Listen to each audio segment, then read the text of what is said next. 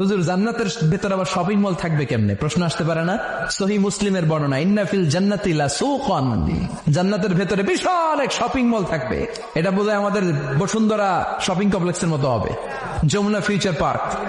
দুবাইতে যে একটা আছে বিশাল শপিং মল, মালয়েশিয়ার মিড ভ্যালি, এগুলোর মতো হবে মনে হয়। কত বিশাল যে শপিং মল হবে। সহিহ মুসলিমের বর্ণনা, প্রতি শুক্রবারে সব জায়গা থেকে বন বন করে মৌমাছির মতো জান্নাতীরা ওই শপিং মলে শপিং করতে আসবে। ইচ্ছে মতো দেদারসে পোশাক কিনবে, ইচ্ছে মতো শপিং করবে, টাকা দেয়া লাগবে না, ক্রেডিট কার্ড লাগবে না। সুবহানাল্লাহ পড়েন। ইচ্ছে মতো শপিং করবেন। দুনিয়াতে একটু কষ্ট করে হালাল উপার্জন করে খেয়ে যান। আল কানাআতু মিনাল ইসলাম, অল্পে খেয়ে তুষ্ট থাকার, আল্লাহ শুকরিয়া করা, এটার নামই ইসলাম। অল্প খাও, অল্প পড়ো, অল্প জমাও, অল্পের ভেতরে বরকত ঢুকাই দিছে কে?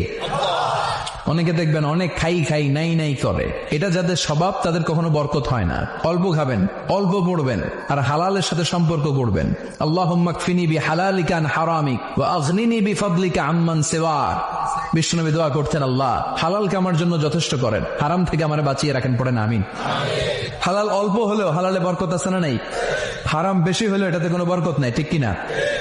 আল্লাহ নবী বলছে, আমার উম্মত যখন শেষ জামানায় গানে আসক্ত হবে, গায়িকায় আসক্ত হবে, নৃত্যে আসক্ত হবে, বাদ্যযন্ত্র বেড়ে যাবে, হালাল পানির মতো মদ পান করতে থাকবে। আল্লাহ রাসূল সাল্লাল্লাহু আলাইহি ওয়াসাল্লাম বলেছেন, ইযা যাহারাতিল কাইনাত ওয়াল মাআজিফ ওয়াস্তাহাল্লাতিল খামরা। আল্লাহ নবী বলেন, আমার উম্মতকে তখন মাটিতে ধসিয়ে দেওয়া হবে, পাথরের বৃষ্টি বর্ষণ করা হবে, চেহারা বিকৃত করে। কোনদিন রাত গভীরে এই নাফরমান এমন হতে পারে, আল্লাহ মাফ করে দেন, কোনদিন রাত গভীরে শুইবার পরে ঘুম থেকে, গানের আসর থেকে, বাদ্যের আসরে, মদের আসরে, জুয়ার আসরে। প্রিয় ভাই আমার, আল্লাহর কসম, মুহাম্মদ আরবি 1450 বছরে মিথ্যা বলে নাই। এই পাপের শাস্তি হিসাবে নবী বলছে, চেহারা কোনদিন অচিরেই শেষ জামানায় আমার উম্মতের চেহারা এই গান, বাদ্য, মদ, নেশা, জুয়ার আসক্ত ব্যক্তির চেহারা মানুষের সুরত বদলিয়ে পশু জানোয়ারের আকৃতি হয়ে যাবে। মাঝে মাঝে আল্লাহ আমাদেরকে দুঃখ কষ্ট দিয়ে পরীক্ষা করতে চান, এগুলো আমাদের জন্য খারাপ নয়। এই দুঃখ কষ্ট বিপদ আমাদের কোমরকে সোজা করে, আমাদের পায়ের মাটিকে শক্ত করে। চিল্লায় বলেন ঠিক কিনা? প্রতিকূল পরিবেশে কিভাবে বাঁচতে হয় এই দুঃখ কষ্ট আমাদেরকে শিখায়।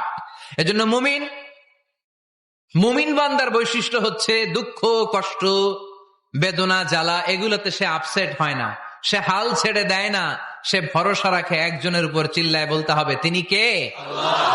কারণ মুমিন জানে রাত্রি যত গভীর হয় অন্ধকার তমানিসা ভেদ করে সুবহে সাদিক হয়।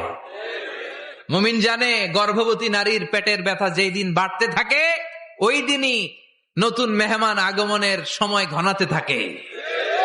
মুমিন জানে তার জীবনে দুঃখ কষ্ট বিপদ যত বাড়তে থাকে সুখের দিন কাছে আসতে থাকে।